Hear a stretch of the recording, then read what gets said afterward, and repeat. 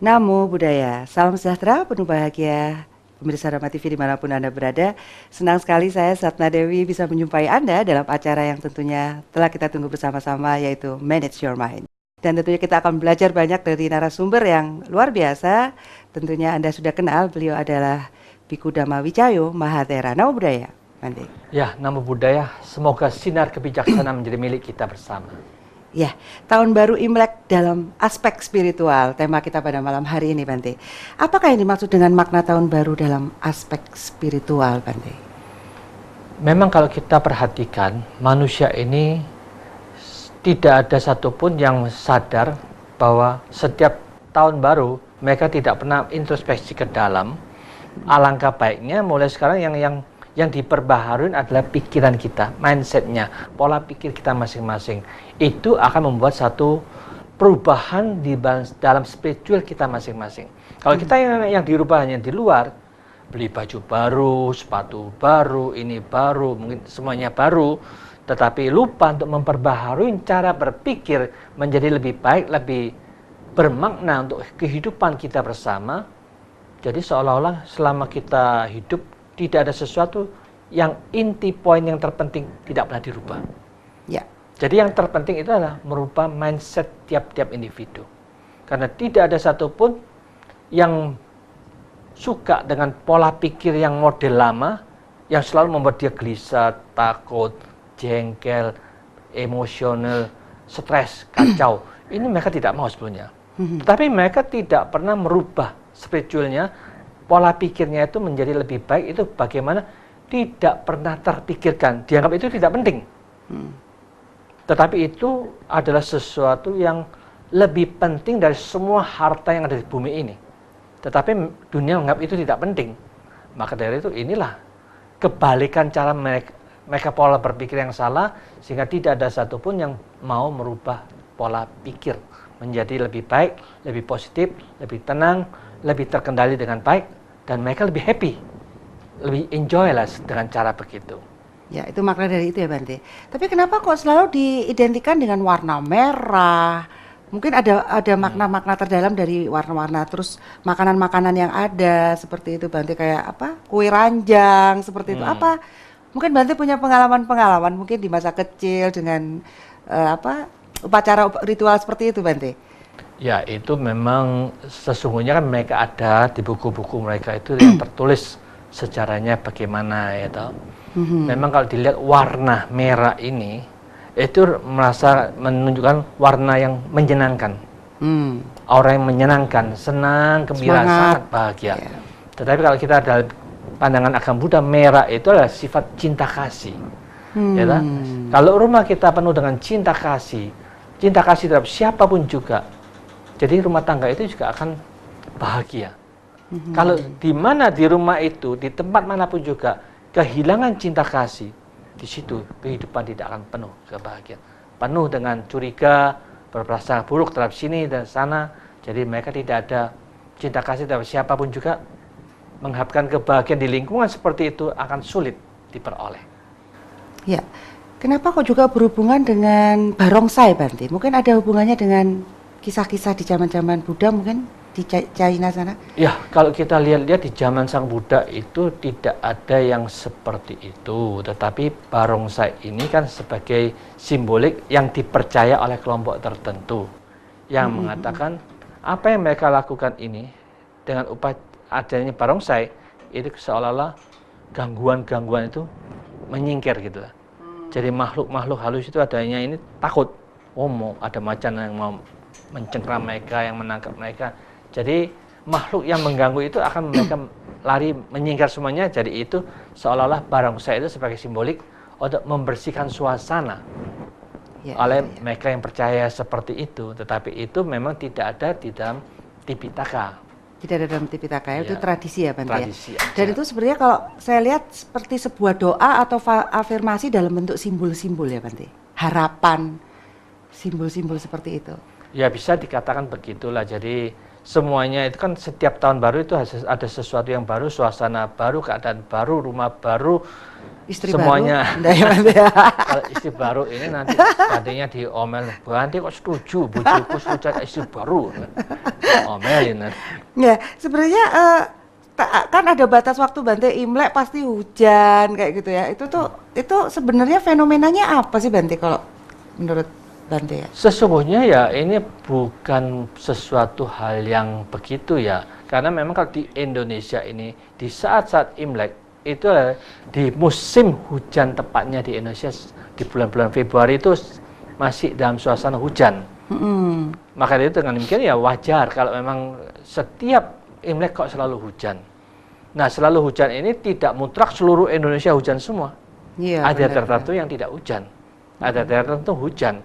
Maka dari itu dengan demikian tidak bisa dikatakan pasti di waktu musim Imlek itu semuanya hujan. Tetapi kalau kita lihat lagi di daerah tertentu ternyata juga tidak hujan, tergantung daerahnya.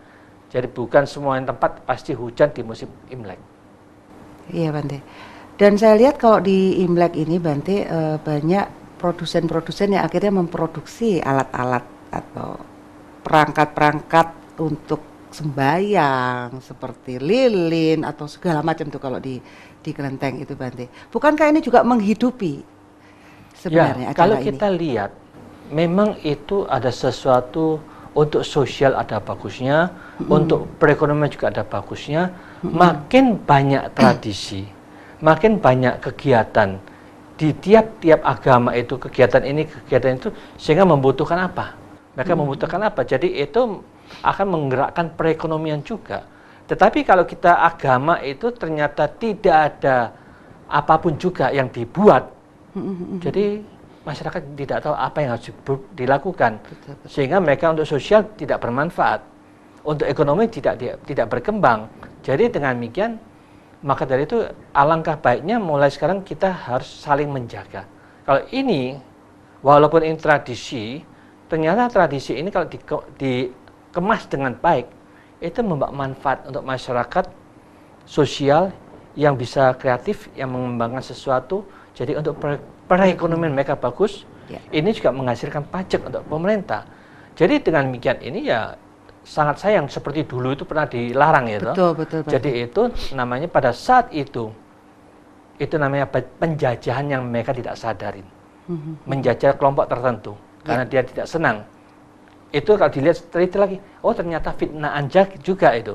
Yang menjatuhkan kelompok ini karena dianggap yang mendukung komunis. Ternyata bukan.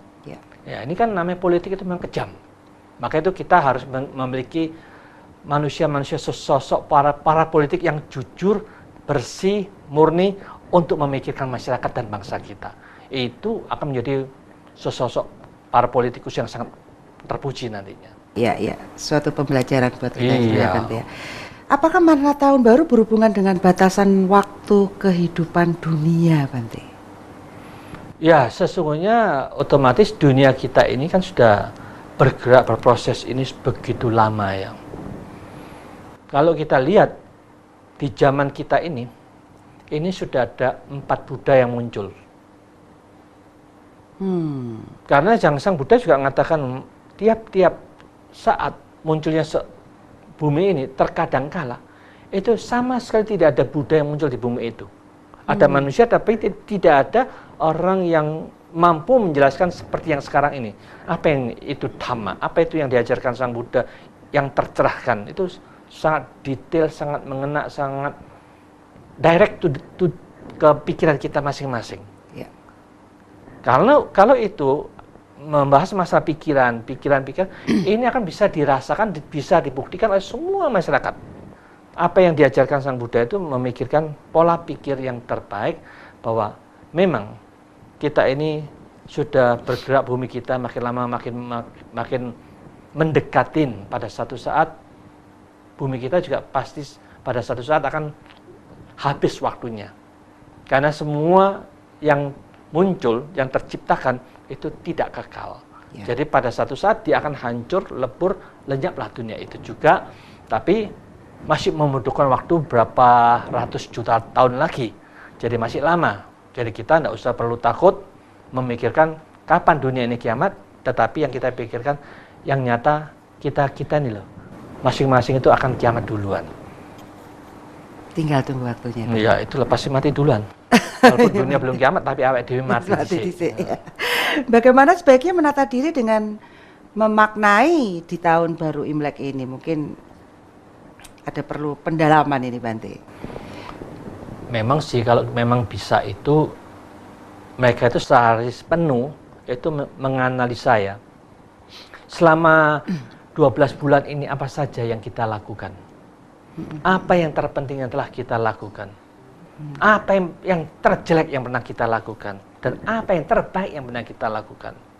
Kalau kita tidak pernah menganalisa, masing-masing tidak pernah menganalisa, yang dihitung, duitku saya tambah piro, kekayaanku tambah berapa, perusahaan tambah besar berapa, itu adalah orang bisnismen hanya memikirkan itu. Tetapi kalau seorang bisnismen ini juga memikirkan bahwa ada sesuatu yang belum mereka kembangkan, jadi mereka punya kebimbangan, dari dulu aku begini, pikiranku cuma begini aja, aku punya kekayaan, kemajuan, tapi aku kok masa ada sesuatu yang kurang dalam diri kita. Maka itulah yang dikatakan pengembangan batin itu mereka belum dikembangkan sama sekali. Ya. Tetapi mereka yang kosong ini akan sangat mudah diisi oleh orang-orang yang menganggap ini loh cara agamaku yang paling gampang begini, pokoknya percaya saja kamu pasti ikut ini paling benar. Itu akan mengajak mereka menjadi orang yang letoy juga. Tidak ada perubahan sama sekali dalam pola pikirnya. Kasihan. Ya. Bante, selain aspek spiritual, apakah ada aspek lain yang tampak dari adanya batas waktu di kehidupan di dunia ini? Jangan dijawab dulu, Bante. Baik, pemirsa Dhamma TV, pembahasan tentang Imlek akan kita lanjutkan setelah yang satu ini.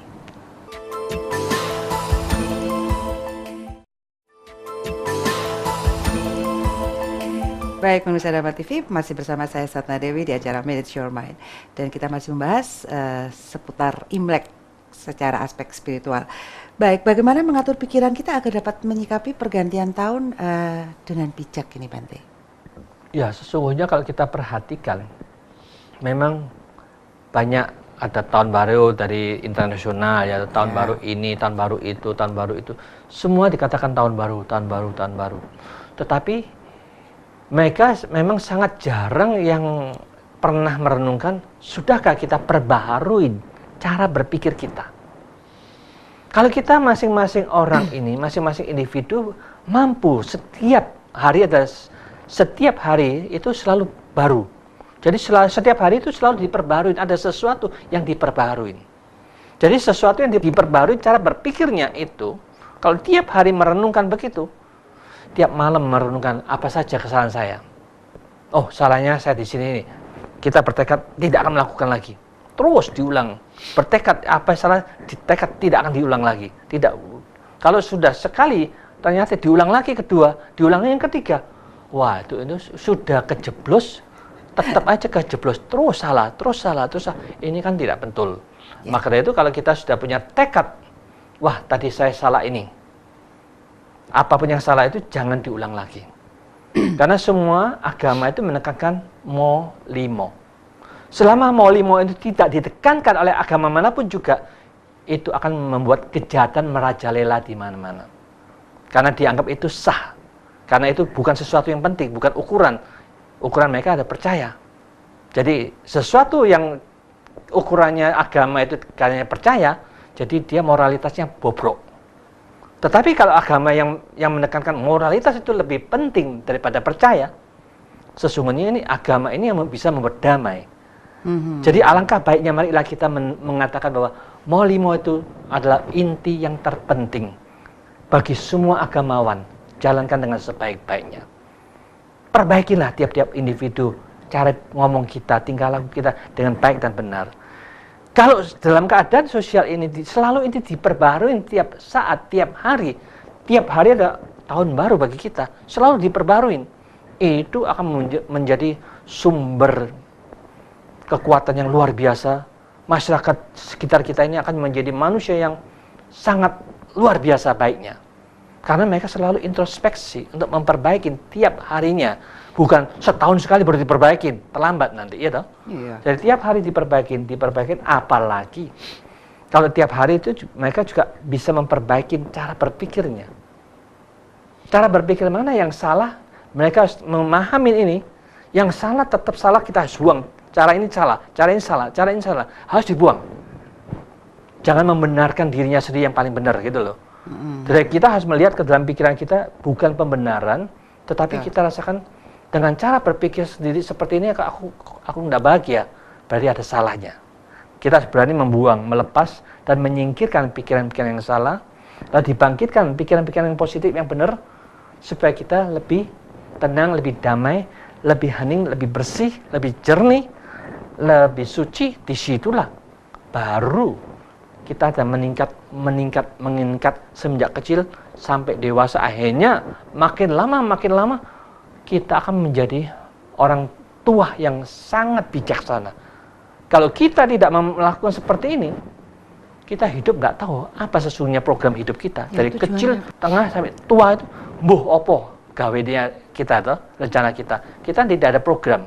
Kalau kita tidak diprogram seperti ini, selamanya masyarakat akan dibodohin. Dia tidak tahu apa yang dikerjakan. Sebenarnya kebahagiaan di bumi, bahagia, itu suatu tujuan nggak sih Bante? Sesungguhnya begini ya, kebahagiaan itu termasuk teknik kita di dalam cara berpikir, itu bisa mendatangkan kebahagiaan. Kalau kita cara berpikir kita salah, kita menderita. Kalau kita cara berpikir kita benar, kita bahagia. Tetapi kebahagiaan yang kita benar dan baik ini tidak merugikan pihak yang lain. Kalau ini dianggap ini baik, benar, tapi menyenangkan kita sendiri, merugikan pihak yang lain, ini kan juga tidak bagus. Bisa juga, istilahnya ya gampangnya, cara berpikir kita, aku bisa membahagiakan 4 orang misalkan. Tapi, apakah mereka 4-4 ini juga bahagia? Apakah mereka saling gontok-gontokan? Saling iri-mengiri? Ya toh? Ada apa dengan adanya seperti ini? Apakah benar-benar mereka tambah bahagia dengan banyaknya istri misalkan? Ternyata setelah kita analisa ya, pasti kalau mereka secara jujur, kebanyakan mereka yang istri tua merasa, aku dikhianatin oleh dia dulu, ngomongnya cinta-cinta, cukup satulah kamu, tidak akan ada penyimpangan. Akhirnya dia menyimpang. Timbul iri di situ ya? Ya, timbullah mereka jengkel, iri, tidak senang, tidak puas. Otomatis itu akan terjadi. Jangan membohongin orang lah. Tanyalah dengan jujur kepada istri-istri kita itu, apakah benar mereka senang dengan mereka terlalu banyak istri itu. Nggak enak nih Bante. Apakah kita perlu memikirkan waktu yang telah lewat sih Bante sebenarnya? Seberapa penting sih Bante? Sesungguhnya begini ya, kita ini waktu yang telah lewat itu ada sesuatu perenungan, dianalisa. Kita ada kesalahan apa? Kalau kesalahan-kesalahan yang pernah kita lakukan itu, kita analisa kenapa kok kita salah. Kita perbaikin. Karena itu kehidupan kita itu sesungguhnya berulang terus seperti itu. Jadi kalau kita tidak berani memperbaiki, tidak berani mengatakan kita salah, kita perbaikin, selama kita tidak akan bisa merubah kesalahan-kesalahan itu menjadi sesuatu yang lebih baik dan lebih benar. Jadi kalau dibiarkan, memang semua kan sudah ditentukan dari atas, kita tidak usah musingin apa yang sudah terjadi. Jadi tidak pernah memikirkan kesalahan apa yang menyebabkan terjadinya seperti ini. Ya kalau kita tidak ada satupun yang memikirkan ini, bagaimana yang akan datang tetap dibiarkan seperti itu. Ya toh? Seperti contohnya sekarang ini, kalau saya perhatikan, di Jakarta dari dulu banjir tidak pernah teratasi dengan baik. Ya harus dipikir kesalahan apa. Ternyata kesalahannya itu, mereka itu hanya memperhatikan akibat banjir yang ada di Jakarta. Tapi mereka tidak pernah memikirkan sebabnya. Sumber akarnya itu apa? Sumbernya itu apa? Kalau ini diperbaiki sumbernya, ini beres, Jakarta tidak akan banjir. Itu aja yang dipikirkan. Sudah dibahas Bante, tapi dikorupsi Bante. Ya maka dari itulah seharusnya harus ada orang yang berani untuk jadi pemimpin, mengatakan, kalau aku jadi pemimpin, aku sediakan 100.000 satu peti mati. Terus? Yang lebih dari 10 juta dor. Gimana dong Bante? Kalau di dalam terminologi Buddha ada nggak hukuman mati Bante? Ya, Diperbolehkan maka nggak dari sih itulah sebenarnya? kan kita sesungguhnya kita ini hukum ini kalau tidak dijelaskan dengan tegas seperti ini mereka nggak takut-takut toh. Iya, Jadi itu shock kesepakatan therapy ya. dari para hukum semua sepakat kita sudah dibentuk dibuat seperti ini supaya kasih tahu semuanya. Jadi Mikirlah. dengan demikian pikirlah baik-baik. Kalau terjadi bukan salah kita, bukan kita yang membuat hukumnya, tetapi Anda inilah yang tidak memikirkan untuk kepentingan negara, maunya kepentingan pribadi. Ya, jangan demikian ya. Kita memberikan hukuman ini bukan kemauan kita, tetapi menurut hukum harus terjadi seperti ini. Maaf, ini harus dijalankan, ya dah. Jadi dengan demikian kalau tidak ada ketegasan ini, selamanya korupsi akan merajalela. Iya. Iya betul Bante, dan saya rasa hukum di Indonesia nggak pernah dewasa nih Bante, kayaknya Bante pelaku-pelakunya loh ya Bante. Sulit. Yang menciptakan aja orang-orang yang belum dewasa gimana coba? Yang menciptakan orang-orang DPR sendiri, orang-orang hukum itu sendiri. Ternyata mereka juga kerja lagi, mereka juga memikirkan gimana untuk mendapatkan keuntungan dari negara ini. Iya, iya, iya. Jadi dengan demikian ya otomatis sulit. Ya kita menyinggung-menyinggung orang-orang DPR di Bante. Baik, pembicaraan akan dilanjutkan. Jangan kemana-mana, kita ketemu lagi setelah yang satu ini.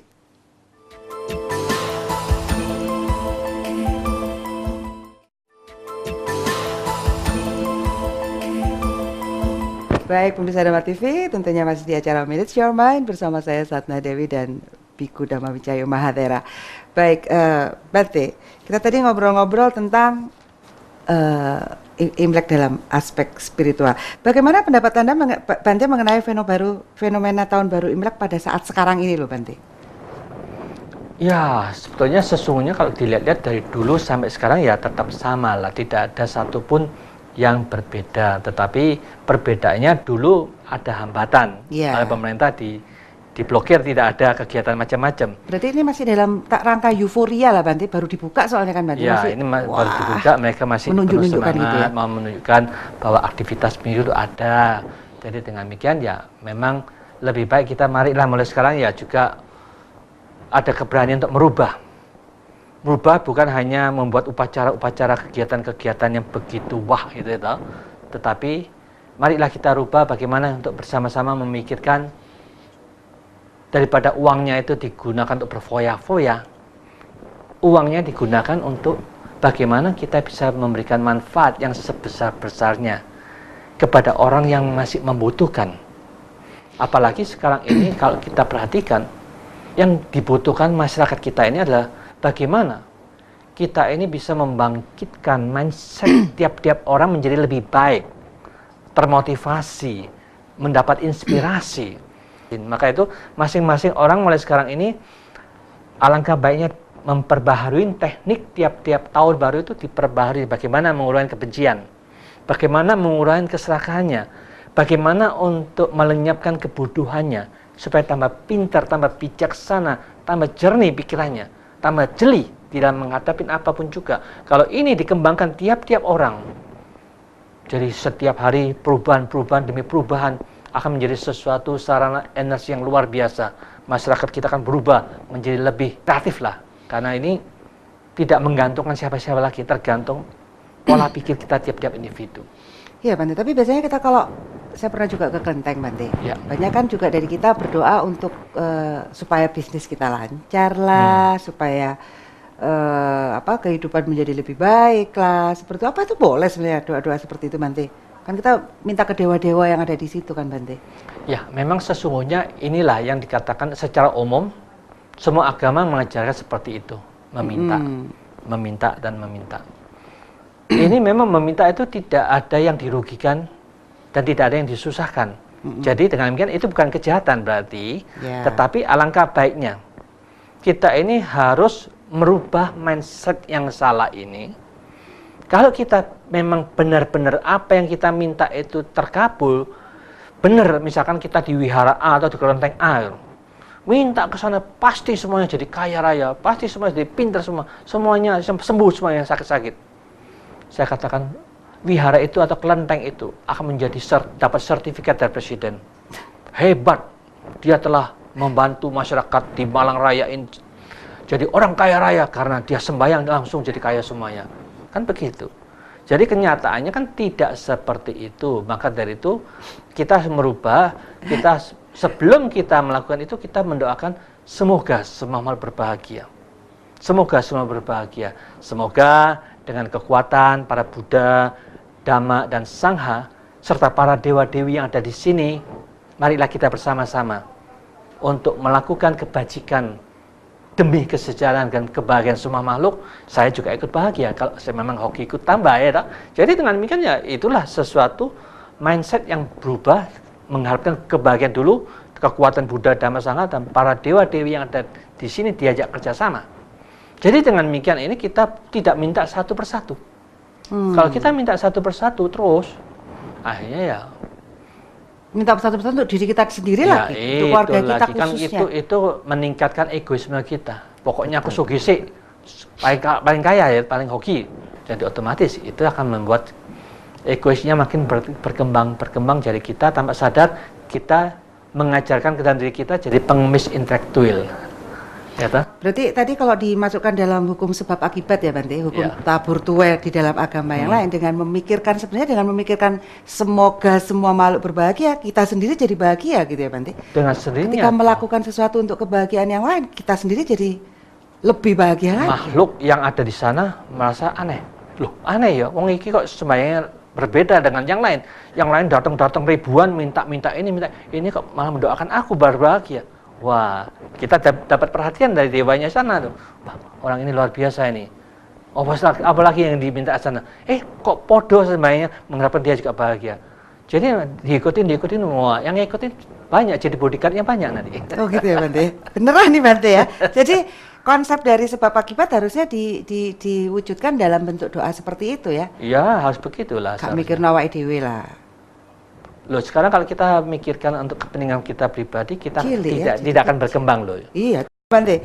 Mungkin ada beberapa yang perlu kita untuk teman-teman saudara-saudara kita yang sedang melakukan ritual Imlek. Mungkin ada pesan-pesan khusus mungkin Bante yang bisa disampaikan Bante. Ya. Para marmi saya yang berbahagia, ini merupakan sesuatu yang harus kita perbaharui tiap saat.